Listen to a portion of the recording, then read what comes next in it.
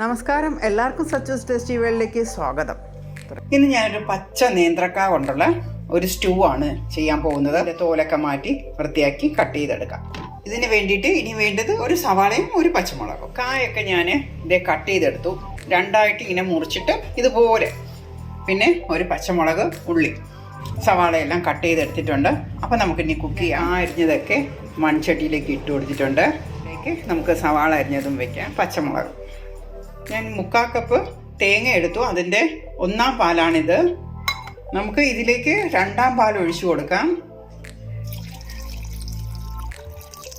ഇതിന് താഴെയായിട്ട് നിന്നാൽ മതി. ഇത്ര 2/2 പാൽ ഒഴിച്ചു കൊടുത്ത് നമുക്ക് കുറച്ച് ഉപ്പും കൂടെ ഇട്ട് വേവിക്കാം.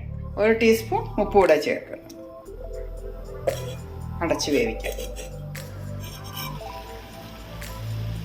നന്നായിട്ട് തിളയ്ക്കുന്നുണ്ട്. ഏകദേശം വറ്റിയിട്ടുണ്ട്. കണ്ടോ, കുറച്ചുകൂടെ വറ്റട്ടെ. വെള്ളമെല്ലാം ഏകദേശം വറ്റിയായിരുന്നു. ഒന്ന് ഇളക്കി കൊടുക്കാം. നമുക്ക് 1/4 പാൽ ഒഴിച്ചു കൊടുക്കാം. നല്ല ലോ ഫ്ലെയിമിൽ വെക്കണം. ഇതിപ്പോൾ ഞാൻ 1/2 ഗ്ലാസ് തേങ്ങാപ്പാലാണ് ഒഴിച്ചത്. കട്ടി തേങ്ങാപ്പാൽ 1/4 പാൽ. ചട്ടിയിലായതുകൊണ്ട് 1/2 ഗ്ലാസ്സാണ്. 1/2 ഗ്ലാസും ലേശവും കൂടെ ഉണ്ടായിരുന്നു. പക്ഷെ വേറെ പാത്രം 4 ഗ്ലാസ് മതിയാവും. കാരണം ചട്ടിയാകുമ്പോൾ കൂടുതൽ അത് ഡ്രൈ ആവും. അതുകൊണ്ടാണ് നമുക്കൊരു ചെറിയ ലൂസോട് കൂടി ആകുമ്പോഴത്തേക്ക് നമുക്കത് ഓഫ് ചെയ്യാം. അപ്പോൾ നമ്മുടെ വാഴയ്ക്ക സ്റ്റൂ റെഡി ആയിട്ടുണ്ട്.